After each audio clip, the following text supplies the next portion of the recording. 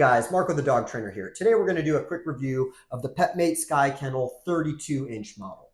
Now what they mean by 32 inches is the distance from the front of the crate to the back of the crate. And this particular model is designed for dogs between 30 and 50 pounds.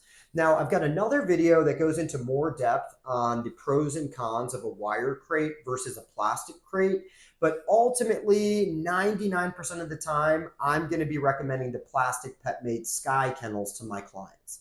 Now, without going too far into the rabbit hole of why, I think that they're easier to clean. I think they actually last longer if we treat them right.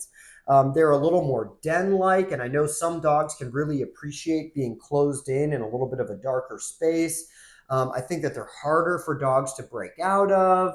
So those are just some of the reasons why I typically am going to be using these instead of wire crates. So why don't we take a closer look at this model in particular so I can walk you through everything you need to know. All right, so for the Petmate Sky Kennel 32-inch, something that I actually forgot to say before is that this, along with all the other Petmate Sky Kennels, are approved for airline travel. I'm sure that's probably where the name comes from, because we do need very specific regulations if we're going to be flying with our dogs or boarding our dogs up on a plane. So that is a nice kind of advantage to these particular plastic crates. Now, just like all the other Sky Kennels, it's basically three pieces: a top shell, a bottom shell, and a door. And we basically just bolt the perimeter to hold the top shell and the bottom shell together. Now, as far as like the metal goes on this crate, like the metal venting or the metal door, we can actually replace any of that as needed. So let's say maybe 10 years down the road, the plastic is looking really good, but maybe our door is getting a little rusty.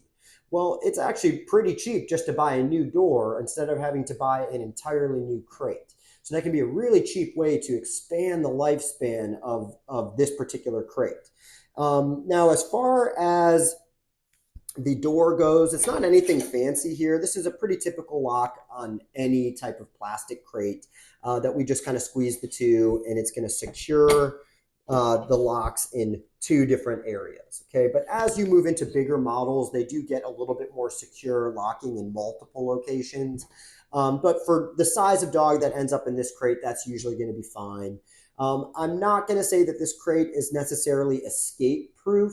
I've definitely seen dogs break out of it before, but if you're just dealing with a dog with, that doesn't have any type of severe separation anxiety or anything like that, this is probably going to be totally fine.